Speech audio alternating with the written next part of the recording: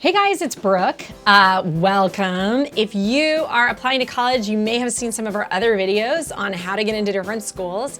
Welcome back again. Today, we're gonna be talking to Matthew, who is working for us at SupertutorTV this summer. He's headed to Columbia very soon.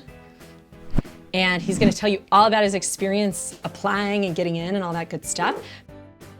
Before we get going though, I just want to remind everybody to subscribe to our channel, click subscribe below this video, and head to our website and sign up for our mailing list. That's supertutortv.com/subscribe. We will keep you updated of everything going on at SupertutorTV, including when our math books are going to be out, which Matthew's been helping with, as well as all of the latest and greatest things with our video prep series. If you don't know about it, we have an awesome video prep series for the ACT that's available at supertutortv.com.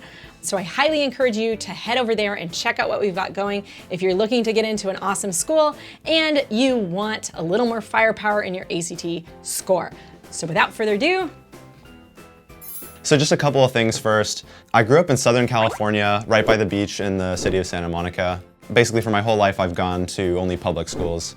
My high school, Santa Monica High School, is a pretty large public school. One of the benefits, in my opinion, of going to like a large public school is that it's arguably a little easier to stand out among your peers.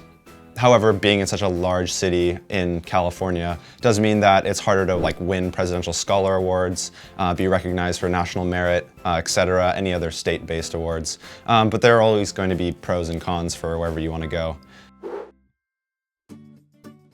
I've always thought it was really important to do well in school, and I always thought that working hard now would pay off later. So yeah, I had straight A's throughout high school with a total of 10 AP classes under my belt upon graduating, and some community college courses and online classes mixed in.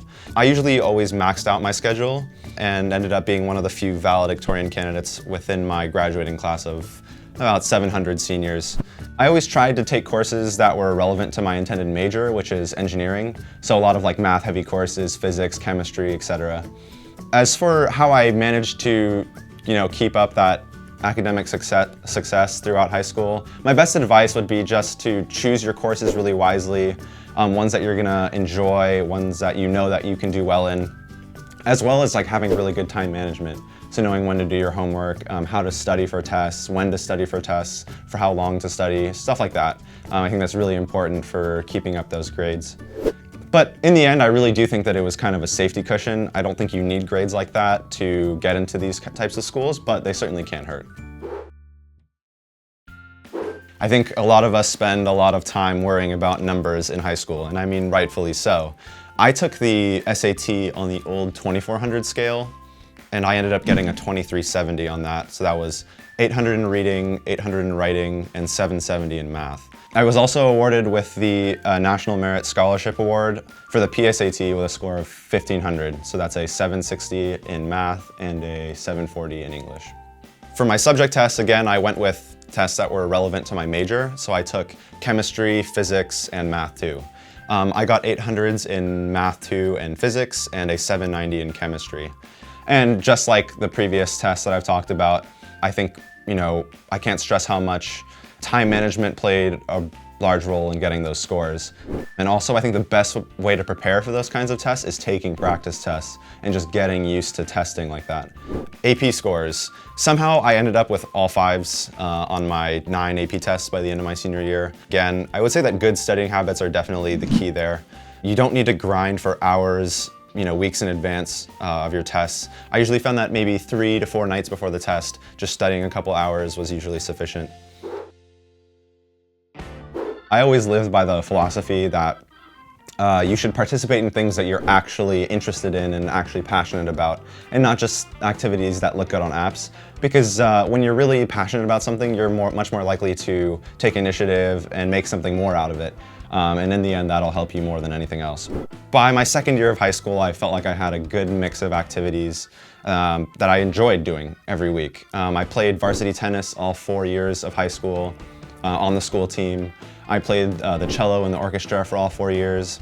And I was also, throughout this entire time, working towards the rank of Eagle Scout in the Boy Scouts, and that was also a lot of fun. And what goes right along with that is lots of community service and service projects throughout those 4 years as well.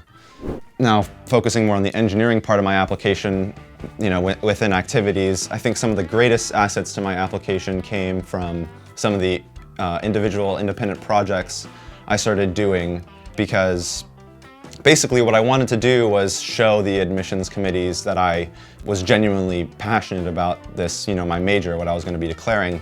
So I started writing blog posts, and I started like this website type thing. And what I did on it was basically write tutorial style posts with pictures and descriptions, and I would just like build things. I built a subwoofer, I built a racing drone, I even built like an electric longboard, just to name a few of my projects. And I think it just really helps, especially when you're applying into such a specific program, to have something to show, to prove that you're really passionate about the major that you want to go into. Later in high school, I also founded an engineering club where we built machines and entered competitions, and we competed on mostly just in regional competitions, but even that was something I felt like it was good to show. For my essays, I always tried to stick to the facts, the things I knew the most about, the things I really wanted to talk about. And I'm a person who really enjoys the outdoors, with the Boy Scouts. Many of my essays were specific about the outdoor trips I took, or if it was an engineering essay, I would talk about the projects I did. And whenever possible, I'd like to talk about how my desire to apply those engineering concepts in like large world-changing contexts. For my common application essay, I actually ended up writing 2 different essays, but I'll just talk about the one that I sent to Columbia. I chose the identity prompt, where I talked about my cultural identity, because my parents come from 2 very different parts of the world. They're both first-generation American immigrants, so I thought that I had something to talk about there. The angle I kind of took with that essay was how coming from 2 vastly different cultures within my own household actually gives me a broader perspective, and in the end, more to contribute to a community such as the one at Columbia University.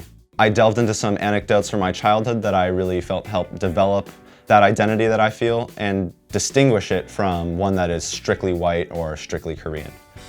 For the Columbia specific prompts, I did my best to establish my unique fit for the school and why it was the right place for me. I made some very specific references to the engineering core curriculum and some current research that's going on at the school right now into battery technologies, which I'm personally very interested in. For the engineering school specific prompt, I told a story about how I first got into electronics and engineering in general. And it all started in the 7th grade when my dad went into storage and brought out these vintage computers from his childhood, and him and I spent months and months, restoring them and replacing RAM chips and playing vintage video games together. And I think that was where it all started, and that kind of snowballed eventually into me undertaking my own engineering projects and eventually declaring my intended major at Columbia University.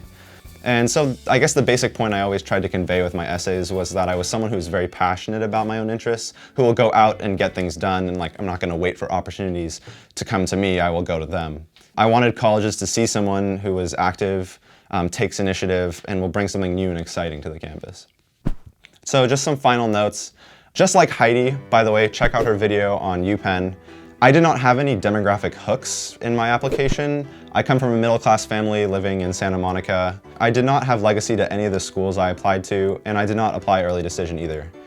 One point that I really want to get across is the nature of the college admissions process. I did not get into all the schools I applied to, not by a long shot.